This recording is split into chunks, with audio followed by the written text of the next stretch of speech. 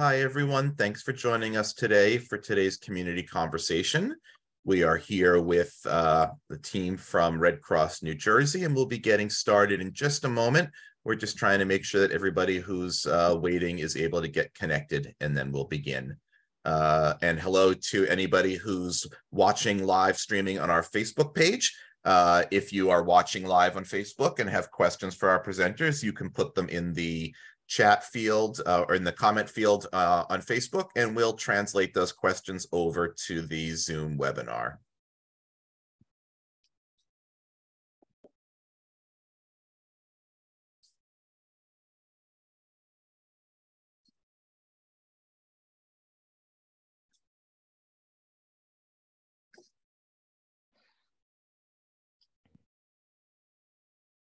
All right, it looks like everybody who's here is connected. So in the interest of time, let's get underway. Again, thank you so much for joining us for today's community conversation, Fall into Service, a conversation with the Red Cross of New Jersey. We are here today with Cleo Hendrickson, Deputy Regional Disaster Officer for American Red Cross New Jersey Region, and Monica Dottino, Regional Recovery Program Lead for American Red Cross New Jersey Region. And they're here to share with us today, one, how social workers can use our unique skills and training to provide assistance during times of disaster and crisis, and to also share some basic steps and tips that you can begin to take today to better prepare yourself and your families should future disasters arise. Before we begin, just a couple of notes. I do want to remind everybody that we are recording this presentation and we'll be making it available on the NASW New Jersey YouTube page.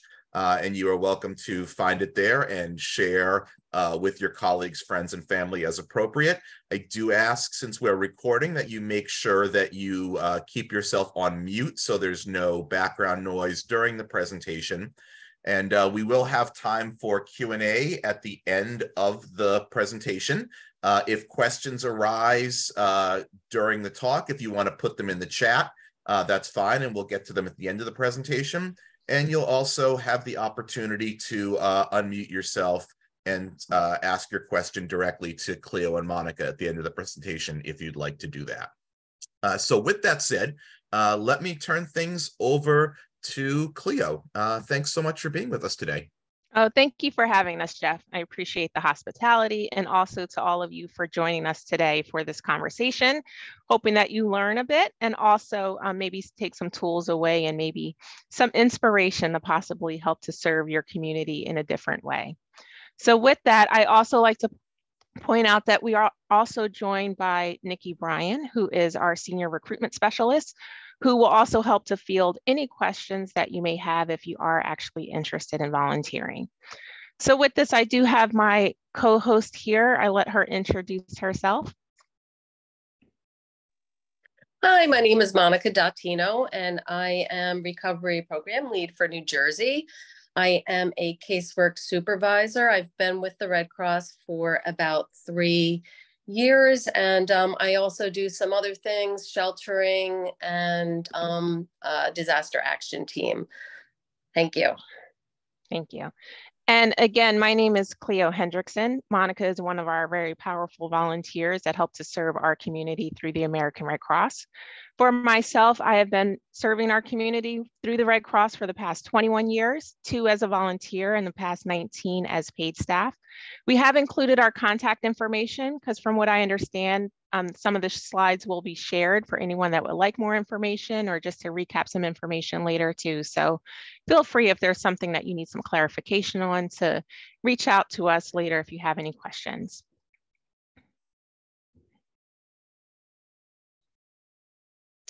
I did just want to set the tone for today. We decided it will be very direct. Again, this is Fall into Service and we do need help. We really need the support of our licensed social workers who are able to help deliver some services to clients. But just in setting the tone, again, this is National Preparedness Month, so we did want to help give you some steps to help prepare yourselves and your families in times of disaster before they actually happen.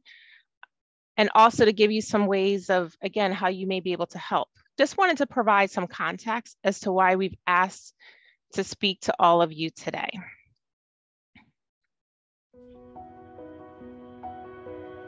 I had a craving for fish, and then I went in the kitchen to cook it. I guess the grease was hot and fire just started popping, and next thing I know, it was a big ball of fire. And I mean, that's what's left of it. Yeah, I'm okay, but my house is not. I told them my house was burnt down completely, because to me it is. They shared some positive things with me. I know everybody keeps saying that, you okay, you alive, but I lived in this house for over 20-some years. And that's like a part of my history. If you'd be surprised, you may be able to dig through and find something that you can salvage. Mm-hmm. You know. Let's hope so. Yeah. Raymond and Thomas was great. I met with them and they was awesome. They relieved me, they comforted me, and the whole team was awesome. I'm glad God sent me some angels. Giving me a voucher so I have a way to eat, because my purse and everything was in the fire. So I don't have a card, I don't have ID. I really don't have nothing. It's not about them giving me a voucher. It's not about them telling me it's gonna be okay. It's about somebody saying, I got your back and I'm here. And that's the biggest thing. You were there. They were here for me. I don't think you hear about Red Cross, but you never think you're gonna be the person or you're gonna be the victim till you are. And now I can understand what other people go through. But even when I pulled up and I saw all the trucks, I was like, oh my God, they here for me. And I thank everybody for that. Family is not just who you birth with. Family is somebody that's gonna go out your way and say, hey, let me help you. So I thank Red Cross for that.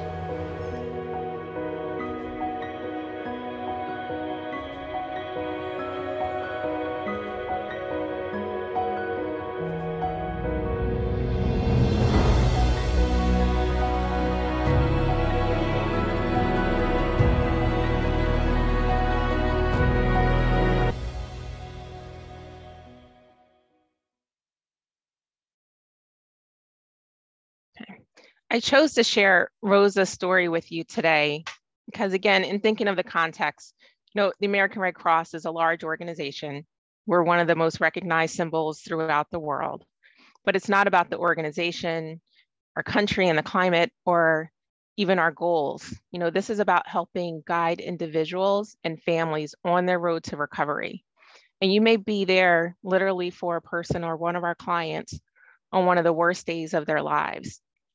We as the Red Cross are the vectors to help do this. And we rely on our compassionate volunteers and community members and supporters and donors to help to guide their path. But it's literally our volunteers who reach out to our clients after their fire. Again, one of the most common disasters that we have and the one that we respond to the most throughout the country. But you don't see it on the news. It's those single family fires in New Jersey where we're so densely populated. We have quite a few multifamily fires, a lot of apartment buildings, a lot of homes that have been converted into apartments for other families too. So it is our volunteer caseworkers who help to get them on their path to recovery.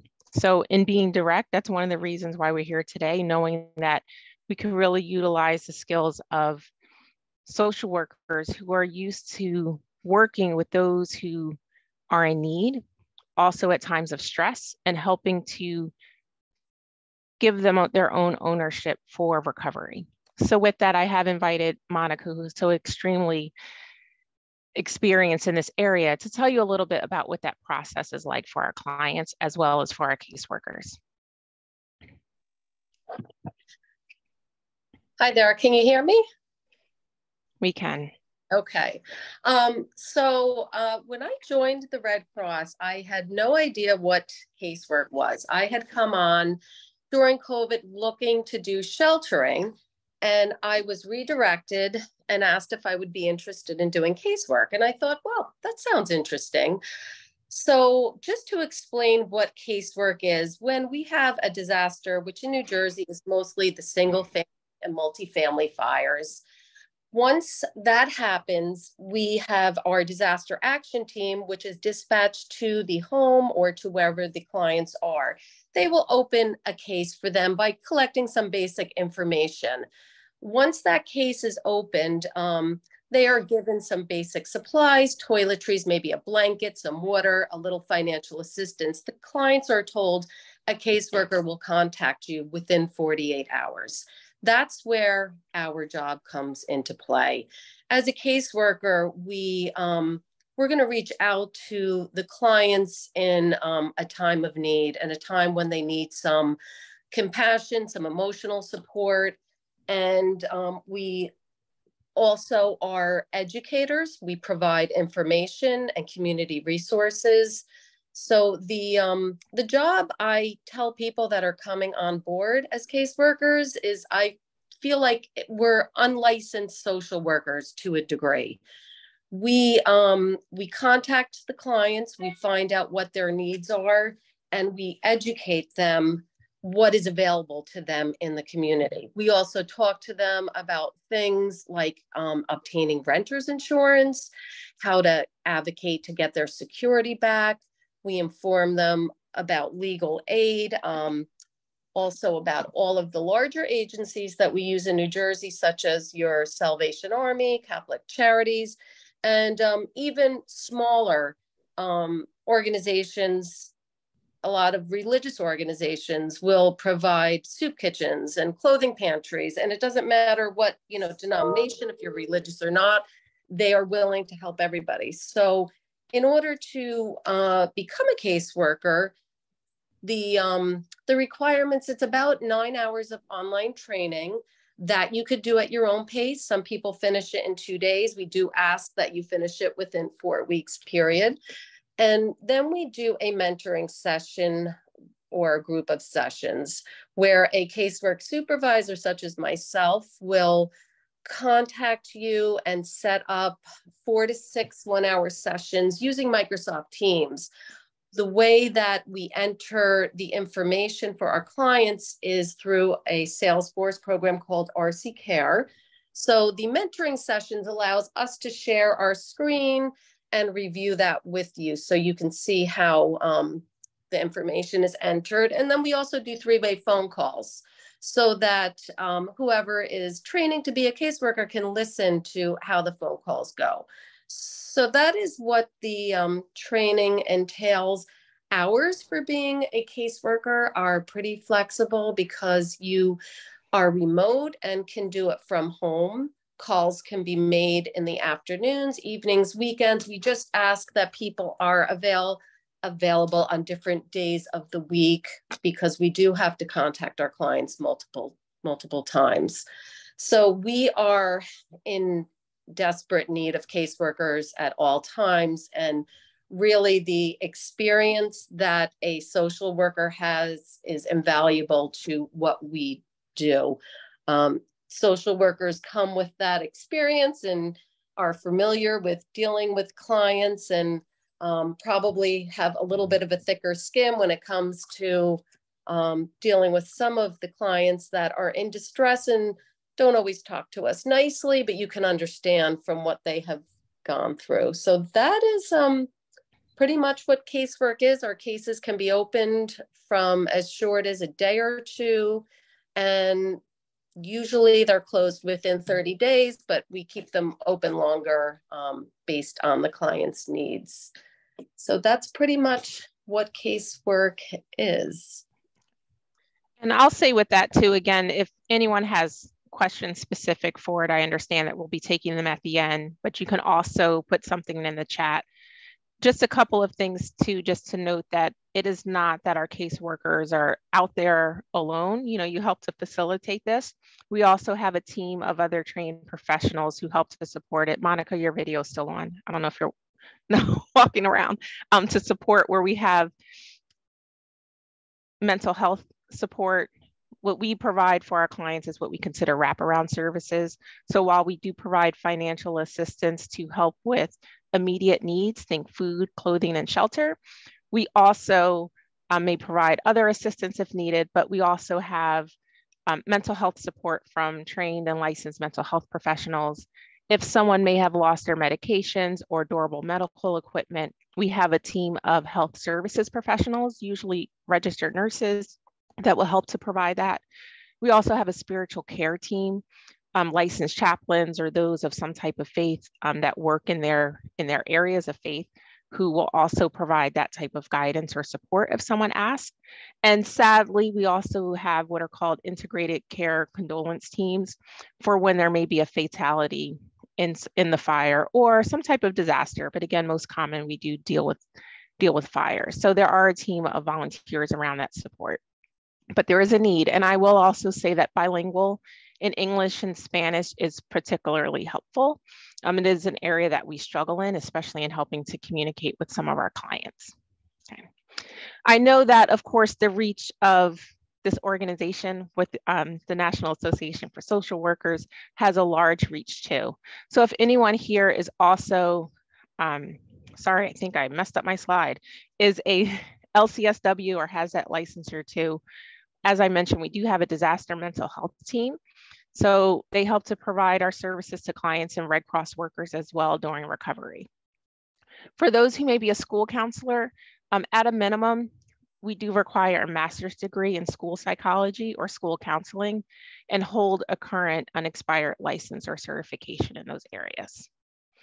Okay, so again, if you have any questions or if you would consider this or maybe spending some of your time in service with us or maybe later in life when you retire, please just, if you have questions, you're welcome again to put them in the chat or we'll have some time at the end.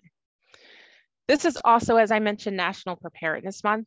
And it is a time where we encourage people, we do all throughout the year, but to take some preparedness steps for themselves before a disaster happens. So I'll guide you through some basic steps that you can all take to better prepare yourselves and your families.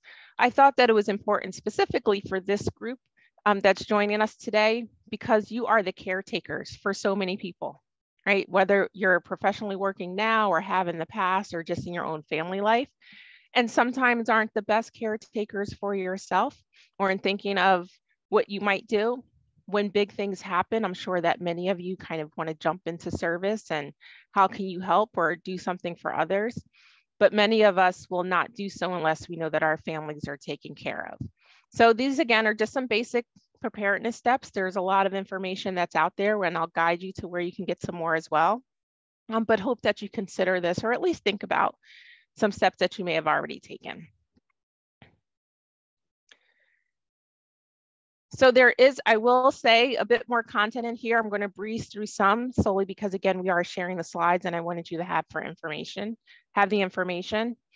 But again, in the idea with preparing, the fact is that disasters happen. They happen often, sometimes with little or no warning. They're getting stronger now, as you may have noticed, and more frequent throughout our country. And even here in New Jersey, the amount of flooding that we've had, the amount of rain, we're right by here by the coast, so hurricanes can happen too. And they can happen anytime and anywhere, sometimes again, with little or no notice. And we just want you to take, again, some preparedness steps to help better prepare yourself and your families too, whether that be a home fire, wildfire, and again, home fires can impact thousands and thousands of households. Normally I would say, hey, what are some things that happen here in New Jersey? But those within a square are the most common disasters that do happen in New Jersey. The tornadoes, as you know, can happen. They aren't as common in New Jersey, but with storms becoming more intense, it is likely to happen more often as well. So it really is, again, up to you to be ready. Okay, don't necessarily count on that help, as it says, in getting right away, especially if it's a large disaster. And of all the ones that we have, sometimes people assume that, help will be there.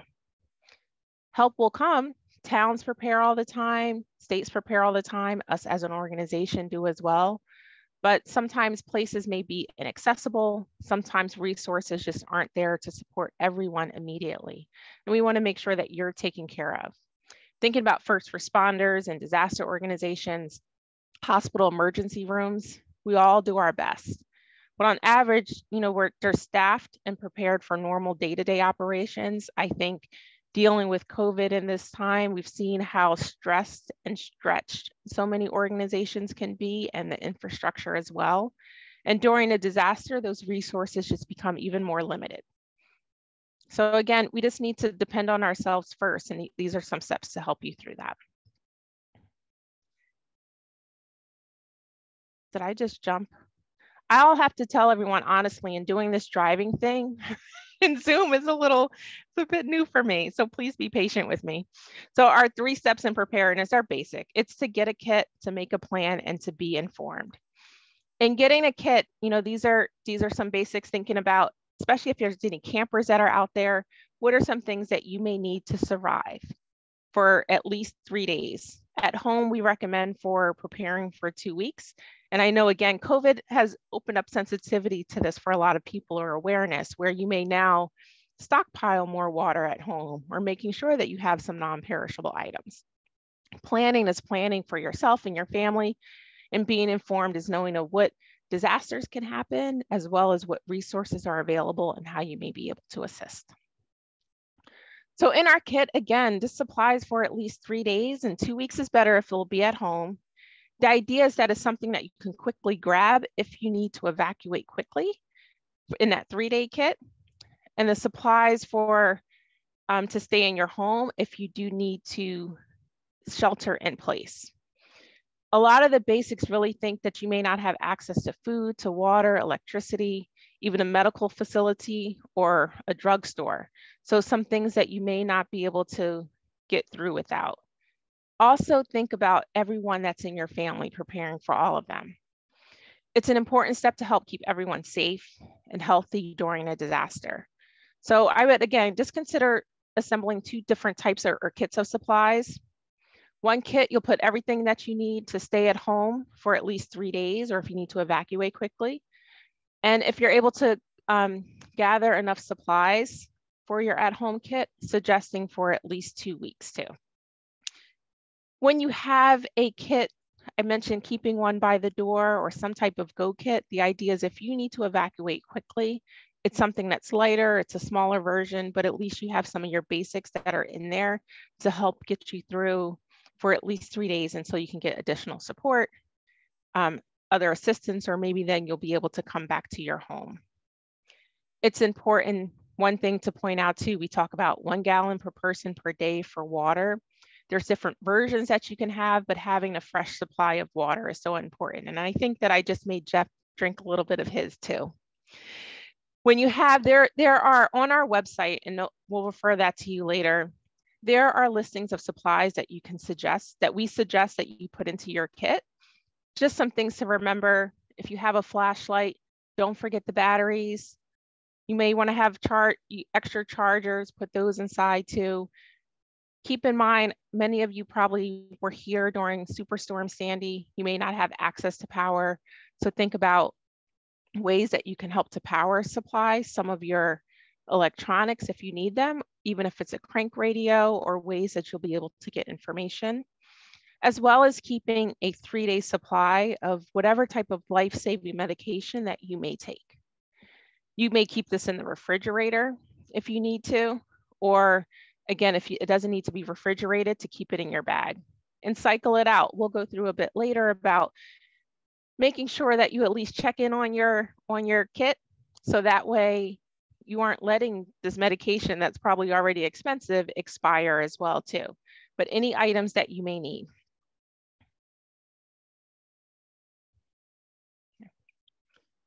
So again, thinking about the essentials, I am so sorry I'm going through this on and on again. It's the preparedness mode. I'm sorry, the presenter mode.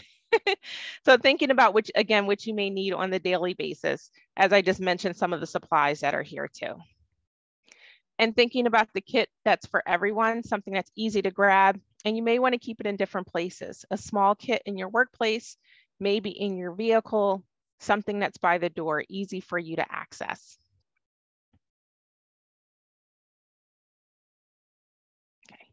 In making a plan, know especially again about the disasters or hazards that are likely to happen in your area.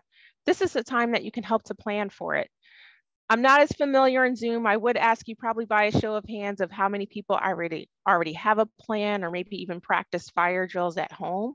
If you're like, never even considered that, I'm really speaking to you, hoping that you will. Because again, when people are stressed out or panicked, people may not think about ways to safely evacuate their home, for example. Where am I going to go if I need to evacuate my home? I have pets. Who is going to let me stay at their house if I have a dog that's as big as the one that's in this picture? You know, think about everyone that's in your household. Does anyone have any functional or access needs? What might you do to either make sure they have the equipment they need or how they can evacuate the home quickly too? Or again, just considering all the needs for someone that's in your family and different actions that you may take too.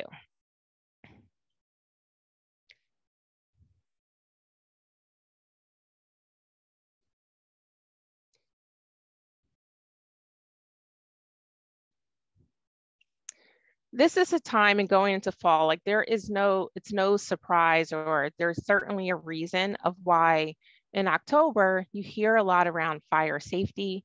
There's always Fire Prevention Week that's really highlighted in schools, but it should be for all of us as adults as well too. This is a time where people are inside more, we're cooking more, it's getting chilly, so people are using space heaters more, people smoke. There's different reasons why fires happen, but they do increase during the fall and winter months too. So we really want you guys to just think about fires and how you can better prepare and especially prevent them if it does happen. Cooking equipment is actually one of the leading causes for fires at this time. So there's certainly some ways for you guys to reduce your fire risk in your home.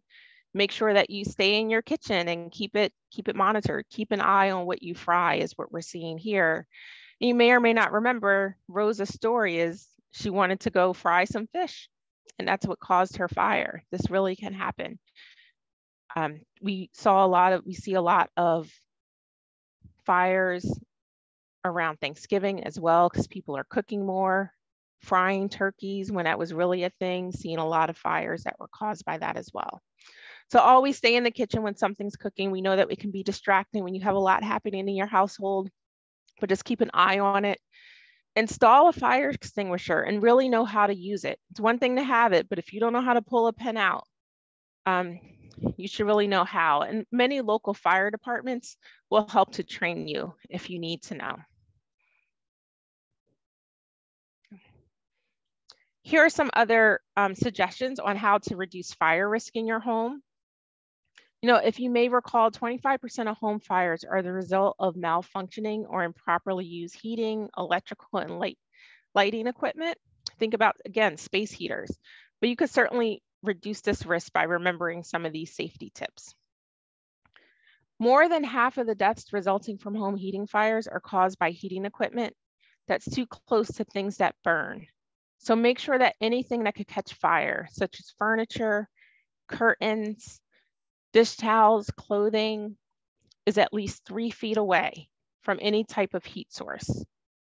Okay, make sure you avoid overloading outlets, not putting an extension cord into another power surge too.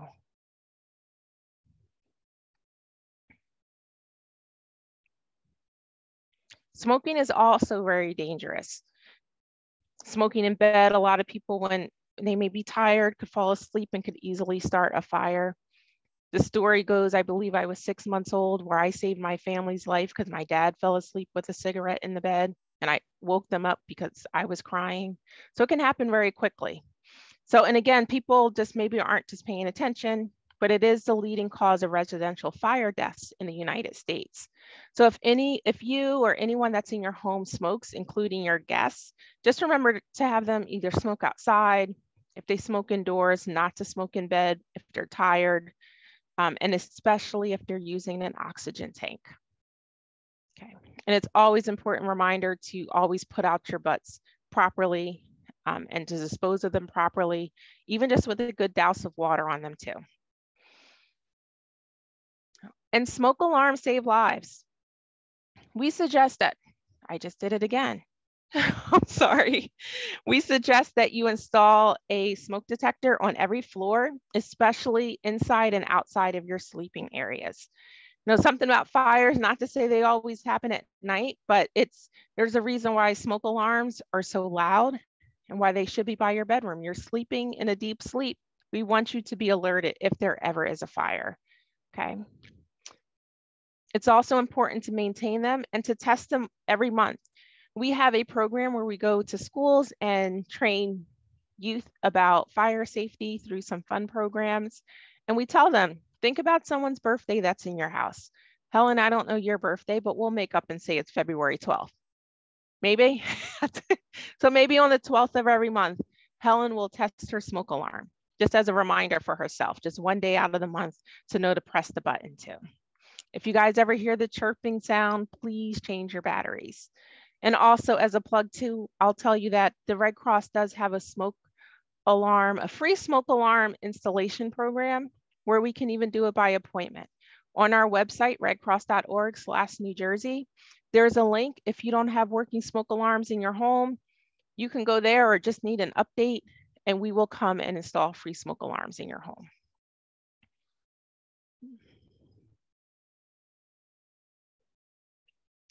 It is so important to know that if there is a fire, to get out and stay out. Don't go back in for anything, for anyone. Let the fire department do the work that they do, but it is so important for you to get out and to stay out.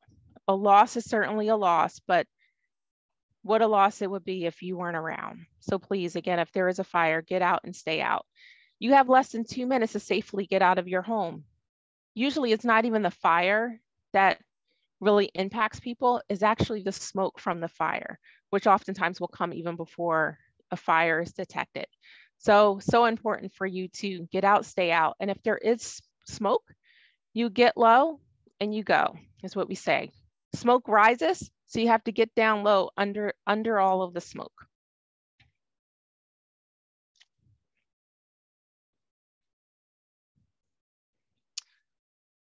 On this image, again, I'm telling you, I'm looking at 3 different screens. Like, which slide am I on? On your escape routes, and I just skipped it, didn't I? On your escape routes, it's important for you also to help to plan them. And I'll show you just a sample of what that looks like. Think about 2 ways to get out of every room that's in your home. Actually plan for that. There's a primary way, and then there's going to be a secondary way. So your secondary way might be a door or a window. The idea of having 2 is that if you go through one area and it's blocked, how do you get out for another part of your home? If you ever have maybe multiple layers that are in your home, having a escape ladder, a fire escape ladder, is a great way to safely get out of your second floor window, should your stairway be blocked or your first primary way to be blocked. You can get those on Amazon and Home Depot or Lowe's. I forgot that it's being recorded, so I'm not specifically plugging one store, but they are readily available in many different retailers as well. So again, having 2 exits, such as a door and a window if you need to. Make sure that your windows and doors can open easily to allow for a quick escape. We know, especially in some older homes or the windows are older, it might be hard to open them. So aside from planning, of course, we also talk about practicing. So if you have security bars on your home, just make sure that your bars have an emergency release area. So that way on the inside, so they can be open immediately in case there is an emergency. As I mentioned to it about practicing, once you get out, you should have a meeting place, a place where everyone knows how to get out of their home and everyone in the household will know, hey, we're going to meet at the tree outside of the home. Or maybe you live in an apartment complex. Maybe you're going to meet at the mailboxes across the parking lot, wherever you decide as a family. So this way, you know that if someone doesn't get out, you could tell the fire department, you know, somebody was inside, they're not outside now at our meeting place. That's the importance and the reason why we have a safe meeting place.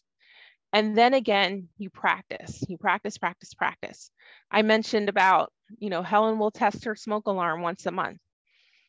We do recommend that at least twice a year, you practice your home fire drills. So which ways you're gonna get out, reviewing your family escape plan, having everyone actually go outside of the home to the safe meeting place, and knowing where to meet too. It's an easy way to remember is the same way when we change our clocks around that time, practicing your home fire drill. Getting out of your home, again, is only one part of that escape plan, but actually, again, having that meeting place is where everyone's gonna meet in case you do have a home fire. It's a safe distance that's safe enough away from your home in a fixed location that you know is not gonna move to.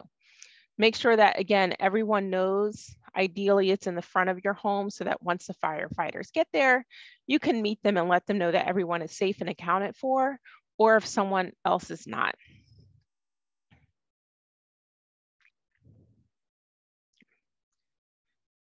Thinking of your own family structure, just think about any type of special needs that you may have if you need to help to assist someone to get out of the home and assigning someone to do so. So it might be that you have young children at home. Think about when you're practicing your drills, who is going to help the younger children get out? Who might knock on the doors to make sure that everyone's awake on the way out of the home? Who might grab your parakeet's cage on your way out too? So assigning that so that you know that everyone can get out safely too. Knowing too that, again, I have a very sensitive mouse today, that you might have someone with either functional needs that might need some assistance, thinking about your pets, wanting everyone to get out safely too.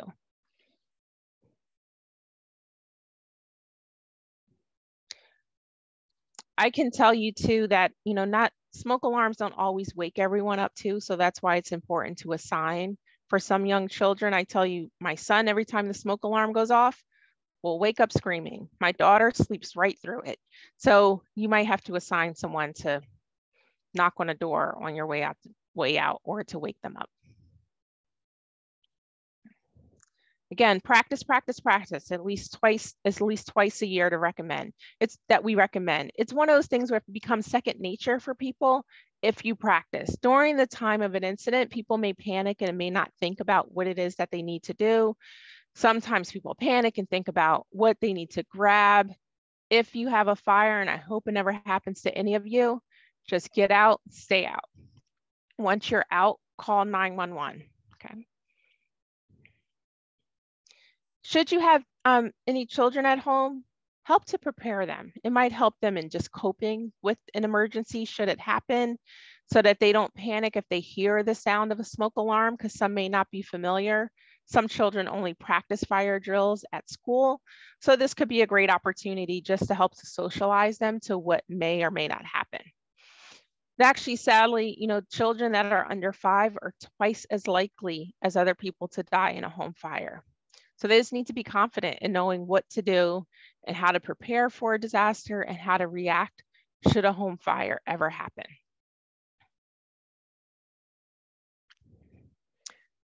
Should you ever be trapped into a closed room, which you may remember from, training from local firefighters too. First, when you're, look to see if smoke is coming from under the doorway. Feel the door, back of your hand, again, as we remember from grade school too.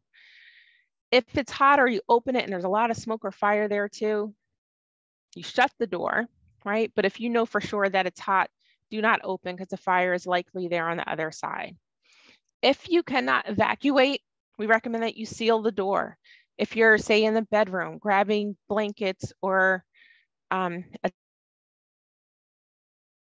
towel, if you have the ability to wet it under the door too. Block any air vents that may bring smoke in. Call 911 if you have a phone available, and also go by the window waving so that people can see you. If you aren't able to call 911, hopefully someone can see you, and then fire, when they arrive, will know which room you're in as well too.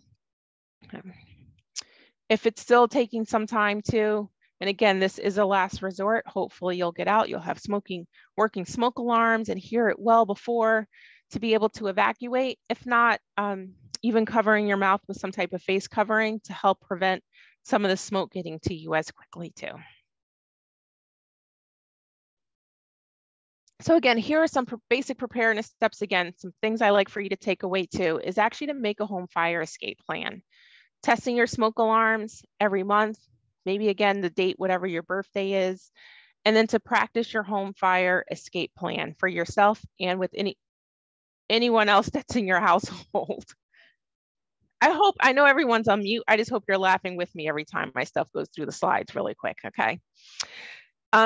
Very, very quick too, and just some details again, knowing about how to evacuate and thinking about your own plan.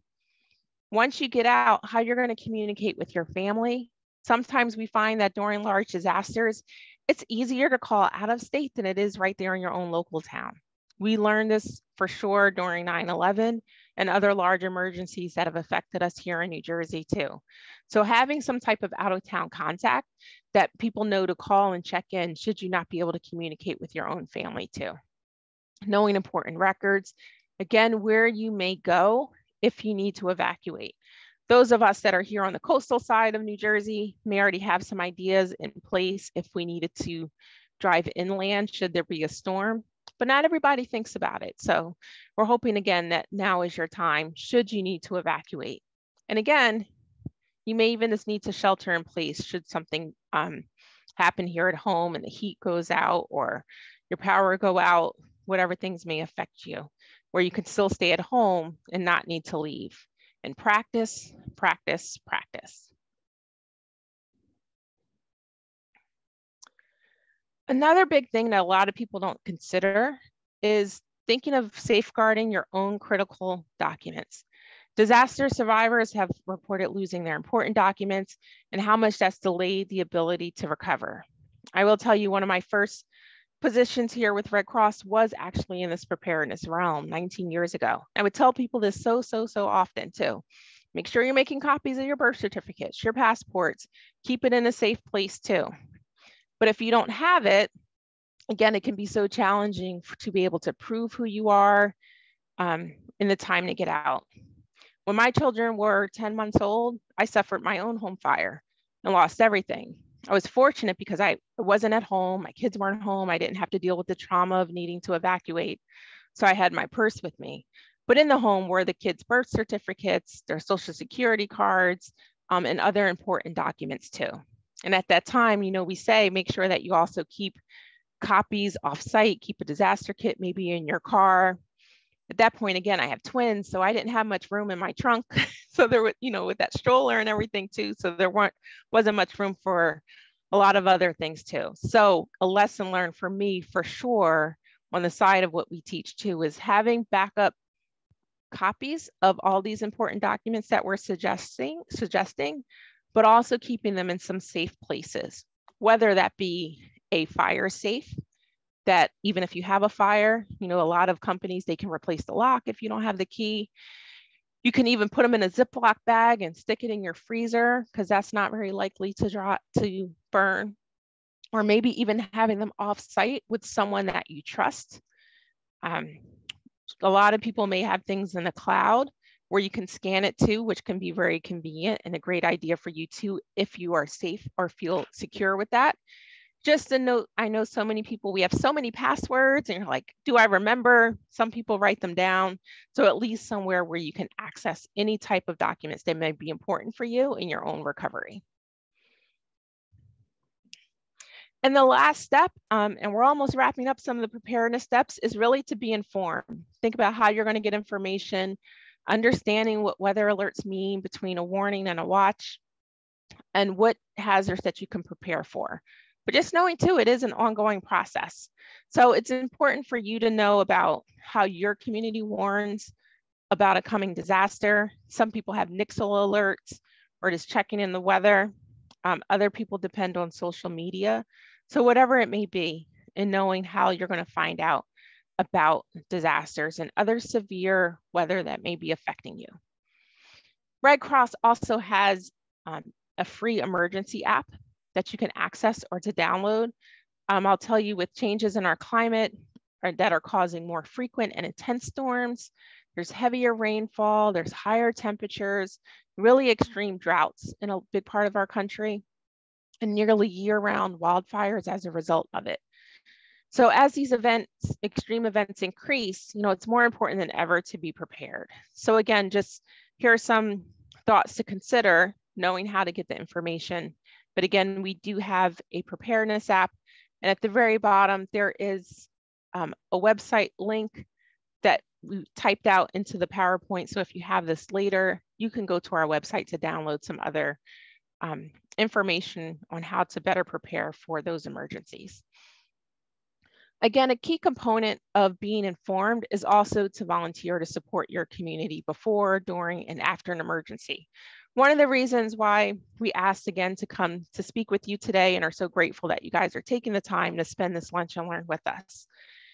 While you may not be directly impacted, being trained now helps to serve our community, and it helps to bridge the disaster to recovery, being that bridge from disaster to recovery, and literally from heartbreak to hope for a lot of our clients that are affected by disaster. So that's why we're asking you at this time to fall into service with us, to consider if you would have the time. We know that you have the skill set, we know that you have the compassion, but to spend your time in service with us. So now that we're coming near the top of the hour, we're going to take this time for Jeff to open up for any questions that you may have, either about preparedness or in our recovery space, or about how I move my mouse. I'm sorry. Thank you, everybody. Thank you so much, Cleo. That was a really fantastic presentation and so much good information. If you want to just unshare your screen so we can see everybody. I will. And so with that, yes. It just because, then maybe I'll just leave this up really that's quickly what I was in case anyone for. has. There we go. If anyone has, it actually is interested, if we inspired you today or just thinking about Rosa's story and knowing there's thousands of clients like that here in New Jersey and would like to volunteer, here is our website where you can apply. We do, of course, we want to make sure that you're getting placed with the position that you're interested in. So in the how did you hear section, you can list the abbreviation for the organization or something similar. If you have some more questions, but you just want to connect locally to find out some more information, we do have a monitored mailbox that's monitored by both our recruiters as well as volunteers who help in the recruiting space, if you just like some more information or have questions about the application process too. As I mentioned earlier in the presentation, the email for both Monica and I are listed if you have any specific questions about the preparedness information or something for recovery that our volunteer recruiters may not know the information to.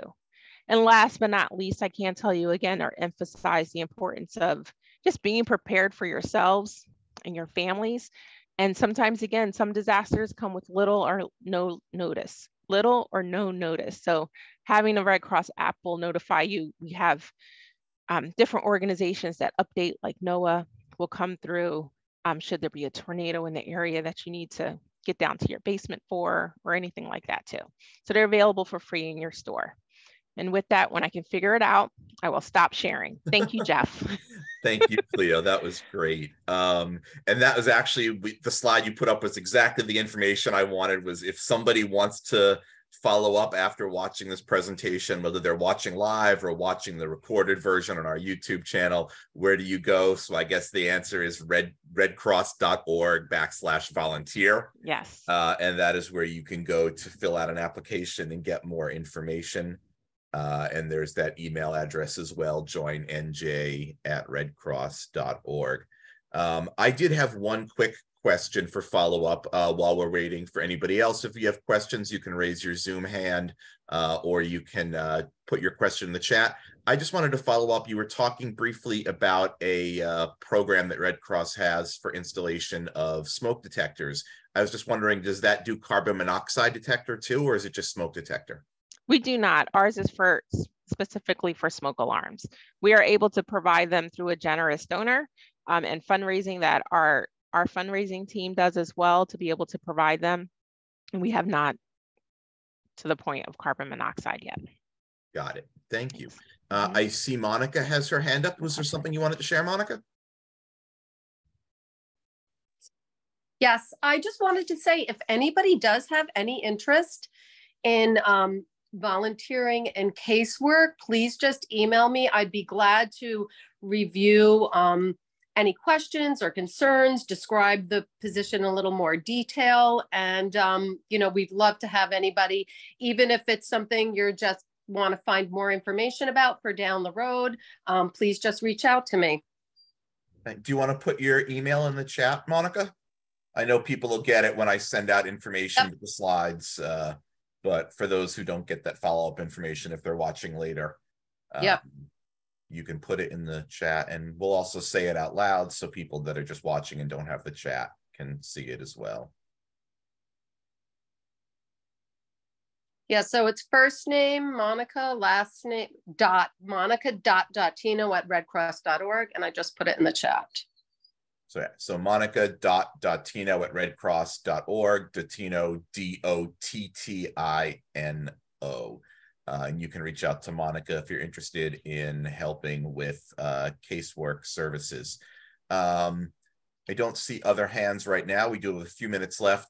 Another question I had, one of the questions that we get from social workers a lot, and usually it happens in a time of disaster when something is going on immediately, we tend to get questions from social workers wondering how they can provide mental health disaster relief and provide some crisis mental health counseling and grief counseling. Is there anything those people can do if they may not already be in your volunteer system, but there's something going on and they want to offer their services? What's the best way for those people to reach out in the moment?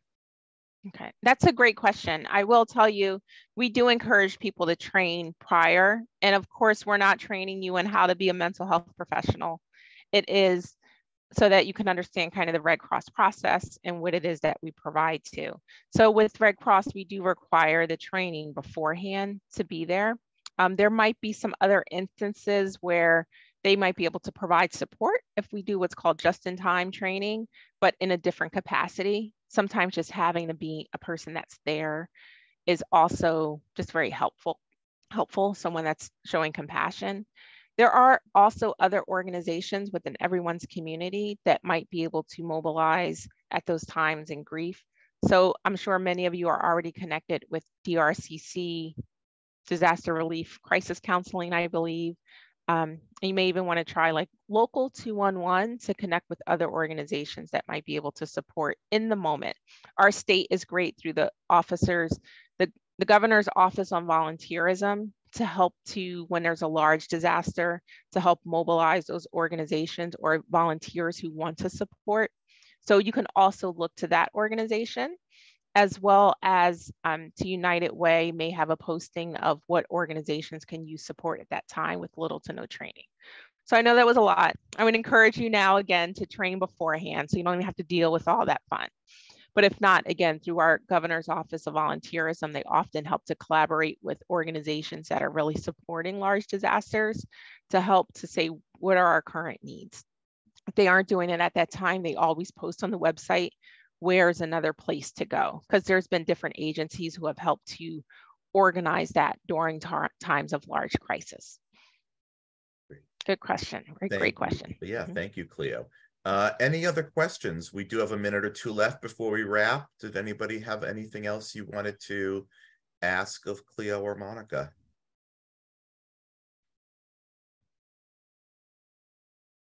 Okay, it looks like we are just about done then. I want to thank Monica and Cleo from Red Cross, New Jersey, again, for coming out and joining us today. For everybody watching this Preparedness Month, just a reminder, if helping out during disaster and providing relief services is something you want to do, take that preparedness step, take the training, get yourself in the system now, because it's going to be harder to keep you in that system or to get you into that system if you're looking to provide services immediately in the time of emergency. So be prepared, join the network now.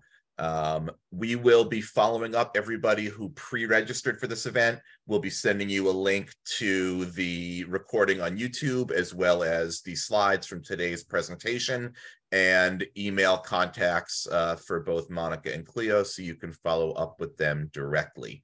And with that, I thank you all for joining us today. Thank you again to our presenters for being here. And we'll see you at our next community conversation. Thanks, everybody. Thank you, everyone. Thank you. Take care.